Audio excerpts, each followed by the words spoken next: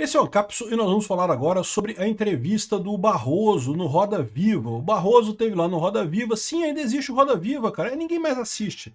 Mas ainda existe o Roda Viva, o pessoal vai lá e faz as perguntas e coisa e tal, aquele papo todo que na época que era apresentado pelo Augusto Nunes, era muito famoso o programa, tinha muita audiência e coisa e tal. Hoje em dia quem apresenta é a Vera Magalhães e tá cheio de esquerdista. Enfim, mas o interessante dessa conversa do Barroso no Roda Viva foram duas coisas. Primeira coisa que deu para ver que o cara sentiu, meu amigo. O cara tá apavorado com a possibilidade de sofrer sanções Magnitsky. Ele próprio fala que tem muita ligação com os Estados Unidos, a gente sabe que ele tem patrimônio lá nos Estados Unidos, então ele está muito preocupado com isso, né? E a outra situação é que parece que ele está disposto a aceitar a anistia. Então ele falou, olha, seja lá o que o Congresso faça, a anistia pode passar pelo STF. É aquilo que eu falo para vocês, a solução deste problema é esse. É o Congresso aprovar a anistia mesmo, ampla, completa e restrita, livra todo mundo, acaba com essa bagaça idiota que o Alexandre de Moraes inventou. E o STF vai ter reclamação, o Alexandre de Moraes vai votar contra, né? Não tenho dúvida. O Gilmar Mendes, eu não sei não, tá? O Gilmar Mendes, eu não tenho certeza. Ele tá muito macho, né? Tá criticando muito Trump e coisa e tal, mas eu não sei se na hora H ele vai votar a favor mesmo. De qualquer forma, a anistia vai acabar passando pelo STF, não pelo Alexandre de Moraes, mas pelos outros ministros. Vamos entender essa entrevista aqui do Barroso, porque ele falou um monte de coisa interessante aqui que mostra que o cara está percebendo o tamanho do buraco que eles se meteram. Essa notícia foi sugerida por Tem que votar no Aécio, Rouanet financiou o Peter e várias outras pessoas. Obrigado aí ao pessoal que sugeriu notícias lá no nosso site, no visãolibertaria.com. E obrigado a você que está assistindo o nosso vídeo. Se você gosta do nosso conteúdo, por favor, deixe o seu like e se inscreva aqui no canal, né? Então tá aqui, ó, o Barroso então teve na TV Cultura, agora, essa entrevista foi recente, depois da Magnitsky na mulher do Alexandre de Moraes e coisa e tal. Evidentemente ele criticou isso, falou que é errado, né, soberania, soberania e não sei o que lá. Mas ele falou aqui num eventual projeto de anistia do Congresso passará obrigatoriamente pela Corte. O modo como vai ser feita essa anistia é passível de controle de constitucionalidade pelo Supremo, como tudo é na vida. Não deveria ser, né, Barroso? Mas sim, eu concordo com ele que nesse momento tudo passa pelo STF. A concessão ou não anistia é uma competência do Congresso. E verificar se ela é constitucional ou não é a competência do Supremo Tribunal Federal. Seja o que o Congresso faça, será passível de controle pelo Supremo, disse ele no Roda Viva. Ou seja, a impressão que ele dá é que ele topa anistia no STF. Eu acho que tem uma chance disso acontecer, porque o cara tá realmente para baixo. Olha só. Barroso lamenta frase sobre derrotar o bolsonarismo. Foi uma frase infeliz, né? Ele continua dizendo que não, que derrotamos o bolsonarismo, não o Bolsonaro, e não sei o que. O Barroso, é pior ainda, cara. Vocês claramente acham que um movimento político que surgiu no Brasil é ilegítimo, que não pode. O bolsonarismo não pode, porque a gente não gosta dos bolsonaristas, eu acho o Peter feio, eu acho os bolsonaristas tudo feio, então não pode. Meu amigo, não é assim que funciona a coisa, não. Se estivéssemos numa democracia, você tem o direito de não gostar do movimento. É lógico, nem todo mundo gosta do bolsonarismo. E beleza, tá, faz parte do jogo. Agora, o que você não pode é achar que o STF tem o direito de acabar com o bolsonarismo porque você não gosta do bolsonarismo, né? E eu entendo, eu sou simpático ao fato de que o PSDB se fudeu completamente com o bolsonarismo. Mas eu sempre falei isso, o PSDB se fudeu antes de tudo porque insistiu na proposta do prudente e sofisticado, né? Ficou lutando com o PT usando todas as armas da esquerda, as possíveis e as não possíveis, as impossíveis, tudo que o PT podia usar para se manter no poder ele usava, e ficava o PSDB lá usando as armas prudentes e sofisticadas e coisa e tal, e lógico que dava merda. O PT não saiu do poder, o PSDB perdeu eleição após eleição. O PSDB lutava contra impeachment do Lula. O pessoal levantava, quando teve o mensalão lá no início dos anos 2000, né? O pessoal queria impeachment do Lula lá no mensalão e coisa e tal. O PSDB, não, que nós somos prudentes e sofisticados. Vamos, o Lula tá deixa o Lula sangrar que na próxima eleição ele cai. E não sei o que lá. E ficaram nessa parada, reelegeram o pinguço corrupto 2 vezes e mais a Janja, a Dilma, não sei quantas vezes, né? Então, ou seja, esse é o problema, né? Quem matou o PSDB não foi o Bolsonaro, quem matou o PSDB foi o próprio PSDB. ao ficar nessa postura de que, ai não, somos prudentes e sofisticados. E aí o pessoal toma as dores do PSDB, porque acha que o PSDB poderia contribuir muito para o Brasil, e eu concordo que houve uma época... Bom, o PSDB sempre foi melhor do que o PT, tá? Sempre foi melhor do que o PT, ninguém tem dúvida disso. O problema é isso, cara. Estratégia eleitoral é estratégia eleitoral. O PSDB nunca teve uma figura carismática como o Bolsonaro. E esse é o problema. Achar que o Zé Serra... Mesmo o Fernando Henrique Cardoso ganhou porque fez realmente uma gestão econômica muito boa na época do Itamar Franco. Depois se reelegeu por conta do fim da inflação. Para quem não viveu a época da inflação, realmente foi um alívio enorme o fim da inflação no Brasil. A gente conseguiu resolver esse problema graças ao Fernando Henrique Cardoso, realmente. Mas foi um caso excepcional. O Fernando Henrique Cardoso nunca foi uma pessoa carismática. Aí depois tentou José Serra, a porra. O Geraldo Alckmin, picolé de chuchu, Aécio Neves, a porra, para com isso, não tem jeito, cara. O PSDB queria perder a eleição, a impressão que dá é essa, né? E uma hora o povo brasileiro percebeu que, porra, não tem jeito, cara. Não tem esse negócio. Aí apareceu o Bolsonaro com o discurso correto, com jeitão de povo, com jeitão de tiozão, e pronto, e ganhou o pessoal todo. É que esse pessoal não entende. Eles acham que a política é uma coisa bonitinha, que as pessoas vão pelas ideias. Não vão. Assim, nós que somos interessados por política, nós que discutimos política aqui, a gente ainda tem alguma coisa de ir pela ideia da pessoa, pela a pauta que a pessoa está propondo, né? Mas o grosso do povo brasileiro não está nem aí, cara. O grosso do povo brasileiro olha para a pessoa, vê se identifica com a pessoa e acaba votando nela. E o Bolsonaro tem esse ar de tiozão que pô, o Aécio não tem, que o Alckmin não tem. Tanto o Alckmin, quanto o Aécio, quanto o Zé Serra e o Fernando Henrique Cardoso cheiram a aristocracia, a elite econômica e coisa e tal. E, de novo, esse é o problema, né? O pessoal enxerga isso como uma coisa falsa e estão meio que certos, né? Realmente, esse pessoal não é ligado ao povo. No final das contas, o povo tem essa sabedoria. Vou botar em alguém parecido comigo, porque ele tem mais chance de fazer a mesma coisa que eu faria no lugar lá, né? Enfim, o Barroso e essa elite aristocrática socialista de Brasília não gostam do Bolsonaro porque justamente o Bolsonaro representa uma alternativa para eles. E eles não querem isso, eles querem ser alternativa, né? Então ele falou aqui que foi uma frase infeliz sobre derrotar o bolsonarismo. Cara, ele fala como se fosse um pequeno erro, mas sinto muito, foi muito ruim. Eu fui nesse congresso da Uni a convite, eu não ia, mas a menina ligou para minha secretária-geral, disse que o clima era harmonioso, a questão das plataformas, e o tema do evento era a questão das plataformas digitais. E ao subir no palco para discursar, porém o presidente da STF disse que ouviu envolto a gritaria a ponto de não conseguir ouvir a própria voz.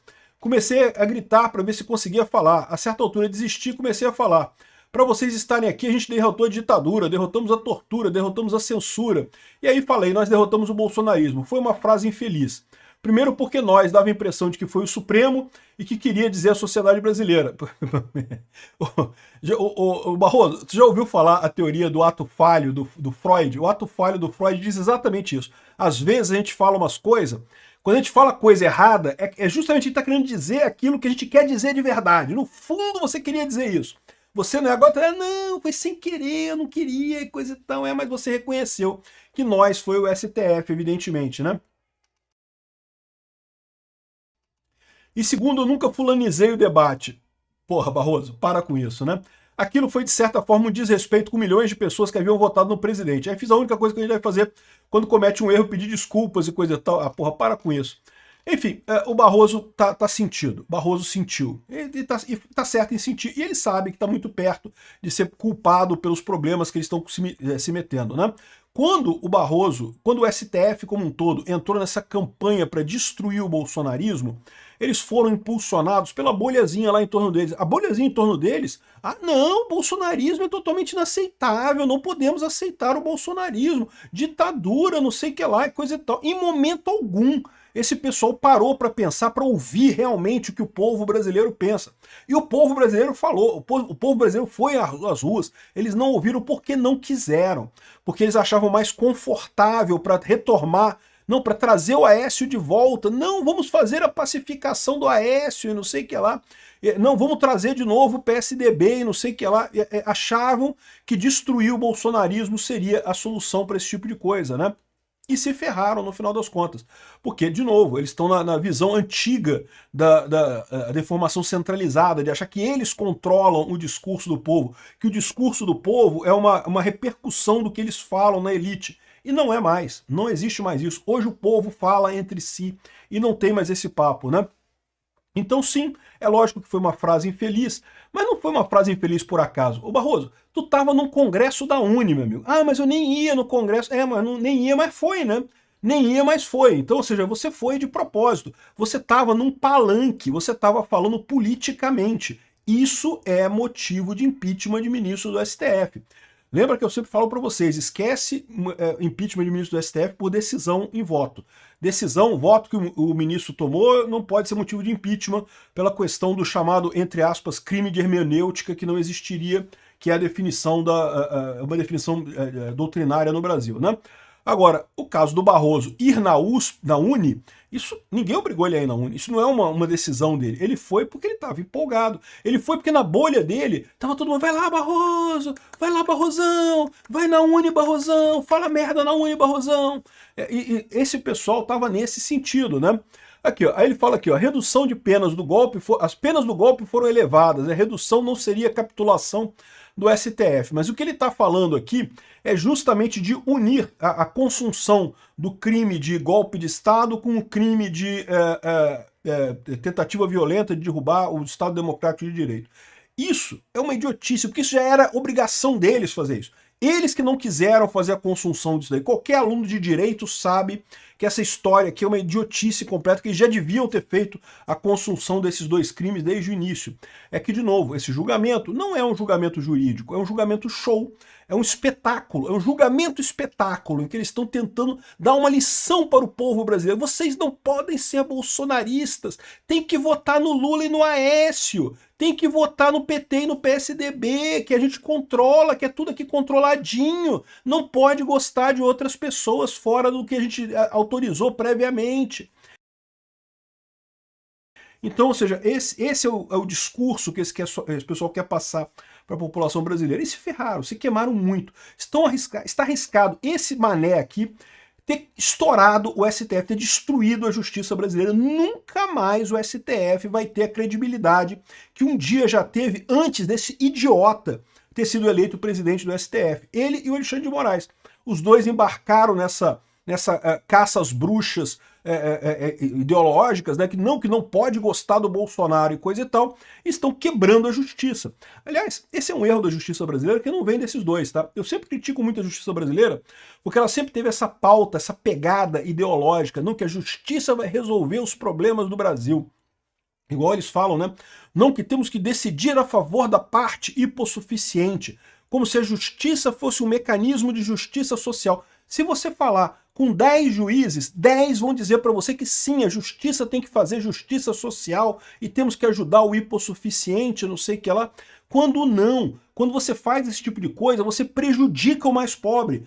A justiça tem que ser neutra, não é balela os princípios da justiça de isenção completa.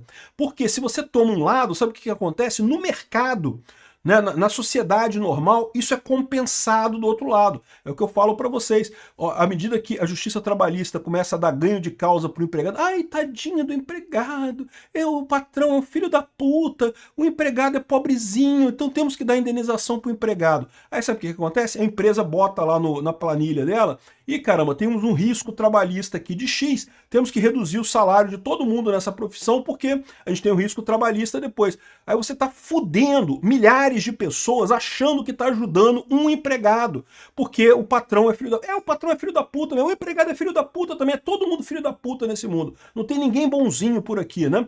Aí, ou seja, a justiça brasileira, a estrutura, o ordenamento jurídico brasileiro, advogados, juízes, procuradores, essa turma toda acha que vai usar a justiça para fazer justiça social. E não! A justiça é um instrumento, é um serviço que é prestado para a sociedade, que deveria ser isento. Isso é uma verdade absoluta. Não se pode tentar fazer justiça social usando a justiça, porque você joga a justiça na lata do lixo. E é o que está acontecendo aqui no Brasil. E o seu Barroso está fazendo exatamente isso com a justiça brasileira, né? Aqui, ó. A hipótese de Barroso para redução de penas. Ele está falando sobre a consunção dos crimes de golpe de Estado e abolição violenta do Estado de Direito. Cara, isso já deveria ser, a consunção, isso já é determinado pelas regras de direito penal. Nunca que esses dois crimes deveriam somar as penas. Sempre deveria ser junto. Só que isso daqui, se fizer isso, vai reduzir a pena do Bolsonaro de 27 para 21 anos de cadeia. Isso não faz diferença nenhuma. Isso não é diminuir pena. Isso daí não tem lógica nenhuma, né? Se foi isso que ele está falando de redução de pena, não vai aliviar absolutamente nada para ele. Ele pode dar adeus aos apartamentos que ele tem lá em Miami, porque ele vai entrar nessa rodada também muito em breve. Mas o clima da entrevista foi o Barroso chorando. O Barroso chorou muito. Quem sabe tem expectativa disso acabar avançando. O Congresso passando uma anistia ampla, mesmo que o substitutivo do Paulinho da Força seja um substitutivo de merda, a oposição apresenta o substitutivo dela, um substitutivo real, para realmente anistiar as pessoas, aprova esse outro, e vamos ver o que acontece no STF. Duvido que o STF barre.